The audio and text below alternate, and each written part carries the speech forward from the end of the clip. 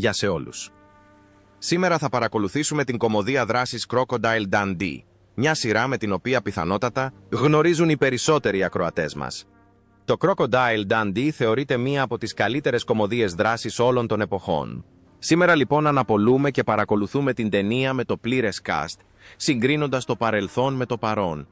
Θα αποκαλύψουμε τα αρχικά ονόματα και τις ηλικίες των ηθοποιών της ταινίας, καθώς και θα δείξουμε πώς άλλαξαν το 2023. Ορίστε!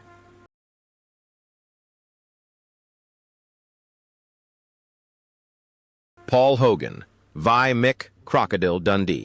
Το 1986 σε ηλικία 47 ετών, μία ηλικία κατά την οποία πολλοί άλλοι ηθοποιοί σταδιακά συνταξιοδοτούνταν, ο Paul Hogan έγινε ξαφνικά παγκόσμιο φαινόμενο χάρη στον ρόλο του ως Mick Κροκόδιλος Dundee. Πριν γίνει διάσημος ήταν ένας απλός εργάτης εργαζόμενος, ως οδοποιός βαφέας σπιτιών και οικοδόμος για να τα βγάλει πέρα. Αυτή η άθλια και επισφαλή ζωή σήμαινε ότι ο Hogan δεν σκέφτηκε ποτέ να γίνει στάρ του κινηματογράφου, πόσο μάλλον να ονειρευτεί να τα καταφέρει στο Hollywood. Η ευκαιρία ήρθε τυχαία όταν ο Hogan επιλέχθηκε για μια αυστραλιανή κομική σειρά. Η φυσική ρουστίκ και ρεαλιστική ερμηνεία του τον βοήθησε να κερδίσει δημοτικότητα. Όταν κυκλοφόρησε η ταινία Crocodile Dundee, κανείς δεν περίμενε ότι η ταινία χαμηλού προϋπολογισμού θα γινόταν παγκόσμια επιτυχία, αποφέροντας πάνω από $300 εκατομμύρια, ένα τεράστιο ποσό τη δεκαετία του 1980. Ο Hogan έγινε από άγνωστος ηθοποιός, διεθνής στάρ από τη μια μέρα στην άλλη. Η εικόνα του Mick Dundee, ενός άγριου γενναίου πνευματόδους και συμπονετικού άνδρα, έγινε γρήγορα ένα είδωλο της pop κουλτούρας. Από την Αυστραλία μέχρι τις Ηνωμένες Πολιτείες, από τον κινηματογράφο μέχρι την τηλεόραση, το όνομα Κροκόδιλος Dundee ήταν πανταχού παρόν. Ο Hogan έλαβε πολυάριθμες συμφωνίες χορηγίας, εμφανίστηκε σε ταινίες και τηλεοπτικές εκπομπές και έλαβε εντυπωσιακούς μισθούς. Αλλά υπήρχε και μία σκοτεινή πλευρά στην ξαφνική επιτυχία. Η φήμη έριξε την προσωπική ζωή του Hogan στο χάος. Ο πρώτος του γάμος κατέληξε σε ένα θυελλώδες διαζύγιο. Αργότερα η σχέση του με τη Λίντα Κοσλόφσκι, που κάποτε θεωρούνταν παραμύθι του Hollywood, κατέληξε επίσης σε οδυνηρές διαμάχες για οικονομικά ακίνητα και φόρους. Τα επόμενα χρόνια ο Hogan σχεδόν αποσύρθηκε από την οθόνη. Η ηλικία, η επιδεινούμενη υγεία και η δημόσια πίεση τον ανάγκασαν να επιλέξει μια ιδιωτική ζωή, από σύμβολο ενός δυνατού και άγριου άνδρα. Ο Paul Hogan σταδιακά μετατράπηκε σε θρύλο που έχασε τη λάμψη του στη μοναξιά. Ωστόσο, ανεξάρτητα από το πέρασμα του χρόνου για το παγκόσμιο κοινό, θα παραμείνει πάντα ο κροκόδιλος του Dundee, ένας αναντικατάστατος ρόλος. Mark Bloom ή Richard Mason. Όταν εμφανίστηκε στην ταινία του 1986 Crocodile Dundee σε ηλικία 36 ετών, ο Mark Bloom ήταν ήδη ένας ταλαντούχος ηθοποιός στη Νέα Υόρκη. Δεν είχε την έγκλη ενός στάρ του Hollywood, αλλά εντυπωσίαζε το κοινό με την λεπτή υποκριτική του το βάθος και την πνευματική του προσέγγιση. Ο ρόλος του Richard Mason δεν ήταν σημαντικός, αλλά ήταν αρκετός για να καταδείξει ξεκάθαρα το υποκριτικό του στυλ, ήρεμος, έξυπνος και απόλυτα αυθεντικός. Μετά την ταινία, ο Mark Bloom παρέμεινε πιστός στο Broadway, το οποίο θεωρούσε το πραγματικό καλλιτεχνικό του σπίτι. Για περισσότερα από 30 χρόνια αφιερώθηκε σταθερά στο θέατρο, την τηλεόραση και τον κινηματογράφο, χωρίς να επιδιώκει την άβρα της φήμης. Ωστόσο, το 2020, καθώς η πανδημία COVID-19 σάρωνε τη Νέα Υόρκη, χτύπησε μια τραγωδία. Ο Mark Bloom αρρώστησε και πέθανε υπό καταστροφικές συνθήκες σε ηλικία 69 ετών. Ο θάνατός του συγκλώνησε τον κόσμο της τέχνης, καθώς ενσάρκωσε έναν καλλιτέχνη που έζησε μια έντονη ζωή. Έφυγε ήσυχα από τη ζωή, αλλά άφησε πίσω του μια ανεκτήμητα πολύτιμη κληρονομιά στις καρδιές των συναδέλφων του και του κοινού. Steve Rackman, γνωστός και ως Donk.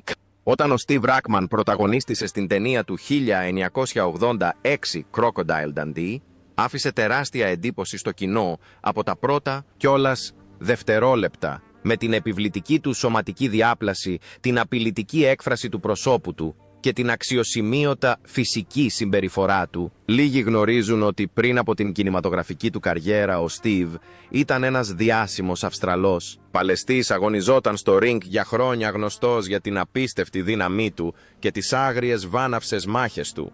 Η ζωή του Στίβ πριν από την ταινία ήταν ένα τρενάκι του Λούνα Πάρκ, από υδρότα τραυματισμούς και χρόνια σκληρής προπόνησης. Υπέστη αρκετούς σοβαρούς τραυματισμούς στην πλάτη, το γόνατο, και τον αφιένα οι συνέπειες των οποίων θα τον στοίχιωναν για το υπόλοιπο της ζωής του, όταν το σώμα του δεν ήταν πλέον αρκετά δυνατό για να αγωνιστεί στο υψηλότερο επίπεδο. Ο Στίβ επέλεξε απροσδόκητα μια νέα πορεία στην ταινία. Ο ρόλος του Ντόγκ στο Crocodile Dundee δεν είναι ο κύριος ρόλος και δεν έχει πολλές ατάκες, αλλά το κοινό θα τον θυμάται για πάντα ως την έντονη αντίθεση με τον Μικ Νταντί. Ο Ντόγκ είναι μεγαλός ομοστραχής ευθύς, μερικές φορές λίγο γκρινιάρης, αλλά παρόλα αυτά πολύ Αυστραλός. Η ασυνήθιστη εμφάνιση του Στίβ και η ενστικτώδης υποκριτική του ζωντανεύουν τον χαρακτήρα φυσικά, χωρίς καμία βεβαιασμένη κίνηση. Μετά την συντριπτική επιτυχία της ταινίας, πολλοί υπέθεσαν ότι ο Στίβ θα συνέχιζε τη μακρά κινηματογραφική του καριέρα. Ωστόσο, αντίθετα με τις προσδοκίες, δεν βιαζόταν να εμπλακεί στον ανεμοστρόβιλο της φήμης. Ο Στίβ κατάλαβε ξεκάθαρα ότι η ταινία ήταν μόνο μία προσωρινή στάση, όχι ένας βίους στόχος. Επέστρεψε στον κόσμο του αθλητισμού, συμμετείχε στην εκπαίδευση νέων μαχητών, σε προγράμματα ανταλλαγών πολεμικών τεχνών και σε αθλητικούς αγώνες στην Αυστραλία. Στα τελευταία του χρόνια, καθώς μεγάλωνε ο Στίβ, έπρεπε να αντιμετωπίσει τις συνέπειες δεκαετιών έντονου ανταγωνισμού. Παλιοί τραυματισμοί επανεμφανίστηκαν προκαλώντας χρόνιο σωματικό πόνο. Ωστόσο, παρά την τραχιά εξωτερική του εμφάνιση, ο Στίβ ήταν ένας ευγενικός άνθρωπος. Στην πραγματική ζωή, ζώντας μια απλή και χαμηλών τόνων ζωή, αποφεύγοντας εντελώς τα σκάνδαλα και τα κουτσομπολιά της βιομηχανίας του θεάματος. Το κοινό δεν έχει δει τον Στίβ Ράκμαν στην οθόνη εδώ και χρόνια, αλλά ο Ντόγκ παραμένει ένας από τους πιο εμβληματικούς δευτερεύοντες χαρακτήρες στην ταινία Κροκόδιλος Ντάντι. Είναι ένας άνθρωπος που βγήκε από το ring και κατά λάθος έγραψε ιστορία στον κινηματογράφο με έναν μικρό αλλά αναντικατάστατο ρόλο. Λίντα Κοσλόφσκι, Σου Τσάρλτον. Η Λίντα Κοσλόφσκι γεννήθηκε στις 7 Ιανουαρίου 1958 στο Fairfield του Connecticut στις Ηνωμένες Πολιτείες πριν γίνει διάσημη. Πέρασε χρόνια στη Νέα Υόρκη, όπου πάλευε να επιβιώσει, σπούδασε υποκριτική και κέρδισε δευτερεύοντες ρόλους στο θέατρο και την τηλεόραση. Η μεγάλη επιτυχία της Λίντα ήρθε το 1986, όταν έπαιξε τον ρόλο της Σου Τσάρλτον, της όμορφης και έξυπνης δημοσιογράφου στην ταινία Κροκόδιλος Νταντί. Η Λίντα ήταν μόλις 28 ετών τότε, πολύ νέα και πρακτικά άγνωστη. Κανείς δεν περίμενε ότι αυτός ο ρόλος θα την εκτόξευε σε διεθνή φήμη από τη μια μέρα στην άλλη. Η Σου Τσάρλτον ενσάρκωσε τη σύγχρονη γυναίκα της δεκαετίας του 80, ανεξάρτητη, δυνατή και ταυτόχρονα θηλυκή. Η συνεργασία της Λίντα Κοσλόφσκι και Ματ Τόνερ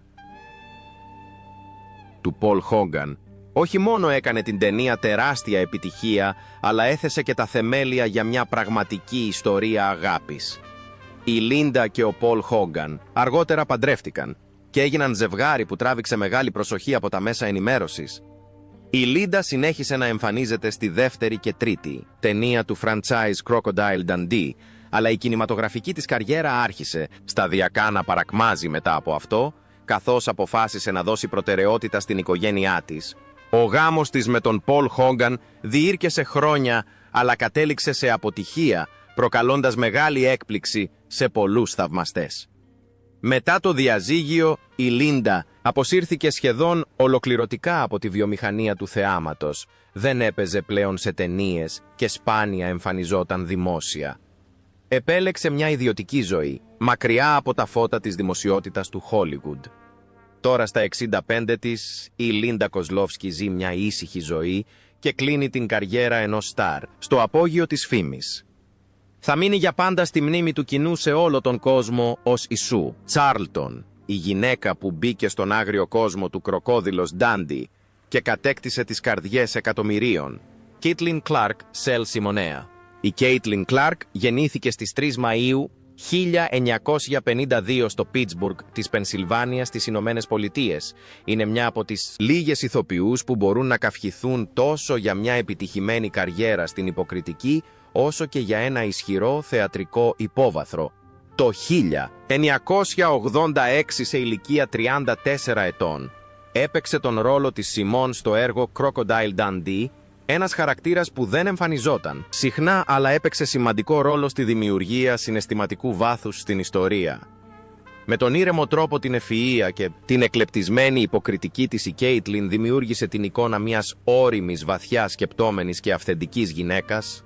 Μετά την ταινία, η Κέιτλιν Κλάρκ σταδιακά αποσύρθηκε από τον κινηματογράφο για να επιστρέψει στο μεγαλύτερο πάθος της, στη διδασκαλία θεάτρου. Επέστρεψε στο Πίτσμπουργκ, όπου δίδαξε απευθείας σε φοιτητές στο Πανεπιστήμιο του Πίτσμπουργκ και στο Οδείο Όπερας Ροκ του Πίτσμπουργκ.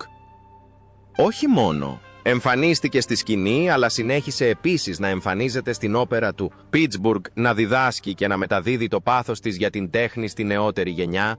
Η ζωή φαινόταν να πηγαίνει καλά, αλλά το 2000 η Κέιτλιν αντιμετώπισε τη μεγαλύτερη αλλαγή της ζωής της όταν διαγνώστηκε με καρκίνο των οοθικών καθ.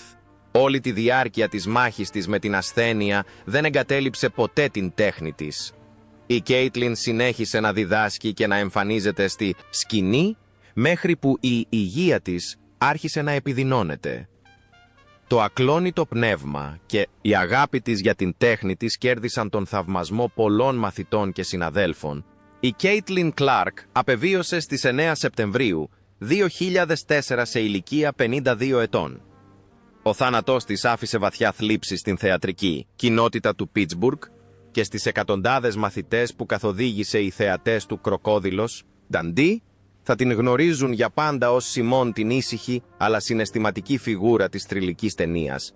Τζέρι Σκίλτον, γνωστός και ως Νάγκετ.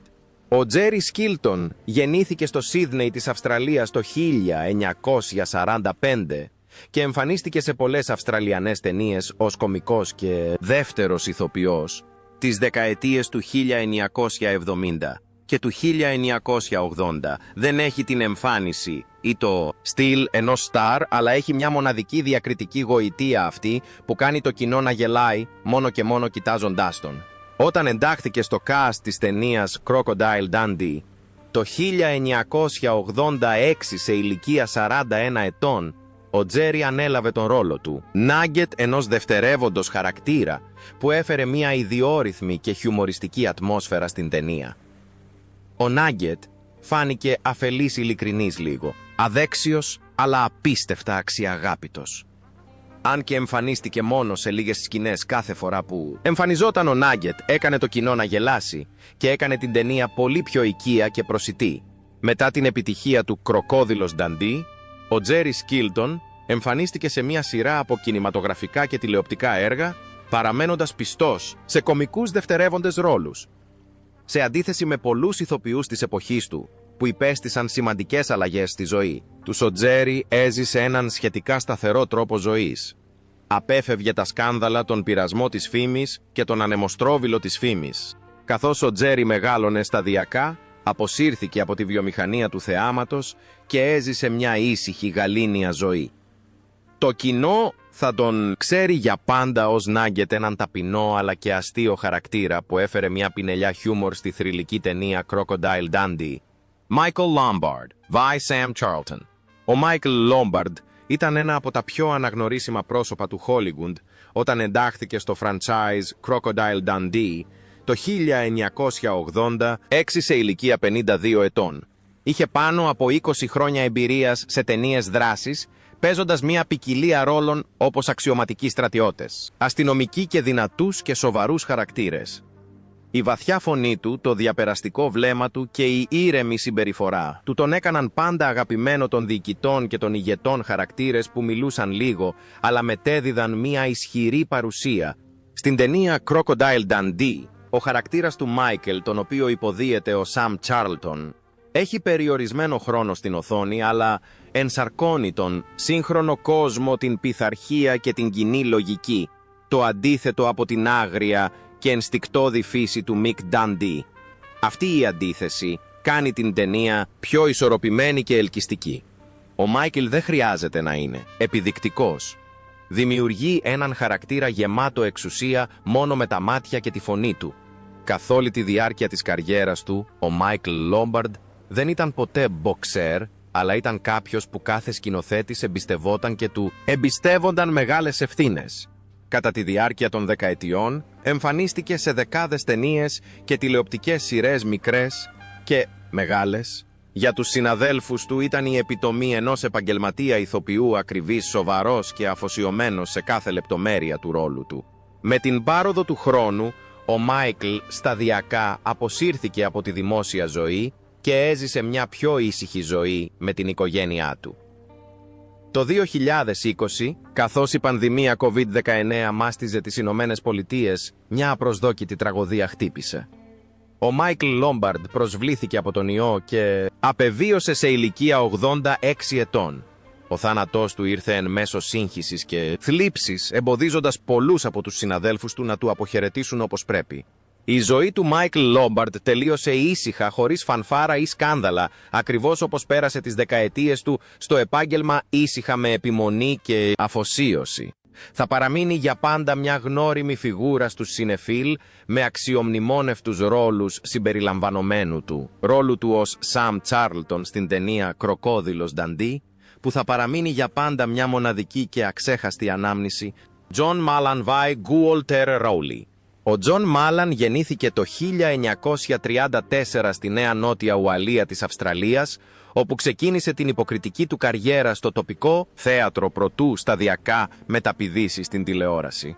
Όταν εντάχθηκε στο cast της ταινίας «Κροκόδιλος Νταντί», ήταν ήδη ένα γνώριμο πρόσωπο στον Αυστραλιανό κινηματογράφο και την τηλεόραση, συχνά παίζοντας δευτερεύοντες ρόλους δίπλα σε πιο έμπειρους ηθοποιούς υποδιόμενους χαρακτήρες της μεσαίας τάξης.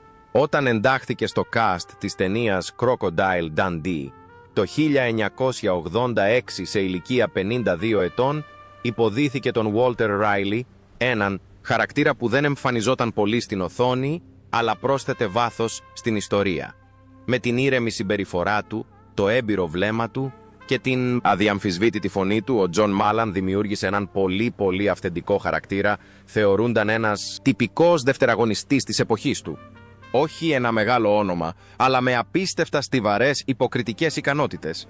Μετά την ταινία, ο Τζον συνέχισε να παίζει σε μικρότερα έργα, κυρίως στην τηλεόραση. Ωστόσο, αντίθετα με τα φαινόμενα, η ήσυχη ζωή του μπροστά στις κάμερες δεν ήταν καθόλου ειρηνική. Τα τελευταία χρόνια της ζωής του, ο Τζον Μάλαν πάλευε με κύρωση του ύπατος μια σοβαρή ασθένεια που οδήγησε σε ραγδαία επιδείνωση της υγείας του. Στις 11 Αυγούστου 1989, ο Τζον Μάλαν πέθανε στο Νεϊτάρ Μπέι της Νέας Νότιας Ουαλίας σε ηλικία 55 ετών, πολύ νέος για ηθοποιό. Ο απροσδόκητος θάνατός του σόκαρε και λύπησε πολλούς από τους συναδέλφους του και το κοινό που έχασε αυτόν τον διακριτικό αλλά αφοσιωμένο καλλιτέχνη. Αν και δεν ήταν μεγάλο αστέρι, ο Τζον Μάλαν εξακολουθεί να θυμάται σήμερα για τον ρόλο του στην ταινία «Κροκόδιλος Νταντί» και ως αναπόσπαστο κομμάτι του Αυστραλιανού κινηματογράφου της δεκαετίας του 1980, Reginald Vell Johnson, Illegas. Ο Reginald Vell Johnson γεννήθηκε και μεγάλωσε στη Νέα Υόρκη σε μια οικογένεια εργατικής τάξης. Από νεαρή ηλικία έδειξε ενδιαφέρον για τις παραστατικές τέχνες και ήταν αποφασισμένος να ακολουθήσει μια καριέρα στο θέατρο, μια πορεία που δεν ήταν εύκολη στις Ηνωμένες Πολιτείες. Πριν γίνει διάσημος, ο Ρέτζιναλντ πέρασε χρόνια εμφανιζόμενος σε μικρά θεατρικά έργα, αναλαμβάνοντας δευτερεύοντες ρόλους και αγωνιζόμενος να επιβιώσει στον απαιτητικό κόσμο της βιομηχανίας του θεάματος. Όταν εντάχθηκε στο cast της ταινίας Crocodile Dundee, το 1986 σε ηλικία 34 ετών, υποδίθηκε τον Γκάς, έναν δευτερεύοντα χαρακτήρα που ήταν αξιαγάπητος, ελκυστικός και απίστευτα πιστευτός. Αν και δεν είχε πολύ χρόνο στην οθόνη, το φυσικό και ειλικρινές στυλ του βοήθησε να γίνει ο Γκούς ένας από τους πιο δημοφιλείς δευτερεύοντες χαρακτήρες στο κοινό. Ο ρόλος σηματοδότησε επίσης μια καμπή στην καριέρα του Reginald Vell Johnson. Η πραγματική του ανακάλυψη ήρθε όταν πρωταγωνίστησε στην επιτυχημένη σειρά ταινιών δράσης Die Hard ως ένας ευγενικός και ευγενικός αστυνομικός, μια έντονη αντίθεση με τους μειώδεις υπερήρωες της εποχής. Ο χαρακτήρας έγινε γρήγορα ένα αμερικανικό είδωλο του κινηματογράφου στις δεκαετίες του 1980 και του 1990, βοηθώντας τον Ρέτζιναλντ να προσεγγίσει ένα ευρύτερο κοινό παγκοσμίως, σε αντίθεση με πολλούς συγχρόνους του που είχαν μπλεχτεί σε σκάνδαλα εθισμούς και τραγωδίες. Ο Ρέτζιναλντ έζησε μια πολύ σταθερή ζωή. Εμφανίστηκε σε πολυάριθμες ταινίες, τηλεοπτικές σειρές φωνές, σε σειρές κινουμένων σχεδίων και σε διάφορες μικρές και μεγάλες παραστάσεις.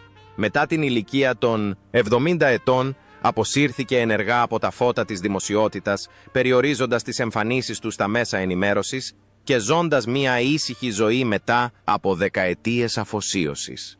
Στις καρδιές των θεατών, ο Ρέτζιναλντ Βουέλ Τζόνσον ήταν πάντα η ενσάρκωση του εθνικού, δευτερεύοντος ηθοποιού. Όχι υπερβολικός ή σκανδαλώδης, αλλά επίμονος, ευγενικός και αγαπημένος για δεκαετίες. Michael Lombard, Βάι Σαμ Τσάρλτον. Ο Μάικλ Λόμπαρντ είναι ένα γνώριμο πρόσωπο στο Χόλιγουντ από τη δεκαετία του 1960, υποδιόμενος ποικίλους ρόλους όπως αξιωματικούς στρατιώτες και ισχυρούς διοικητές. Το 1980, σε ηλικία 52 ετών, έφερε μια ώριμη, ήρεμη και έμπειρη παρουσία στον ρόλο του Σαμ Τσάρλτον στην ταινία «Κροκόδιλος Νταντί». Η βαθιά φωνή του και η επιβλητική του παρουσία μάγευαν το κοινό με κάθε ατάκα που απήγγειλε. Όλη τη διάρκεια της καριέρας του, ο Μάικλ έχει εμφανιστεί σε πολλές σημαντικές ταινίες και φημισμένες τηλεοπτικές σειρές. Δεν ήταν μεγάλο στάρ, αλλά η κινηματογραφική βιομηχανία πάντα σεβόταν τον επαγγελματισμό του και την ικανότητά του να ενσαρκώνει ένα ευρύ φάσμα χαρακτήρων. Το 2020, εν μέσω της πανδημίας COVID-19 που έπληξε τις Ηνωμένες Πολιτείες, συνέβη μια απροσδόκητη τραγωδία. Ο Μάικλ Λόμπαρντ απεβίωσε σε ηλικία 86 ετών λόγω επιπλοκών που σχετίζονται με τον ιό. Ο θάνατός του σηματοδότησε το τέλος ενός ταξιδιού, αφιερωμένου στην τέχνη του κινηματογράφου, που διήρκεσε περισσότερο από μισό αιώνα, διακριτικό αλλά διαρκές και άξιο σεβασμού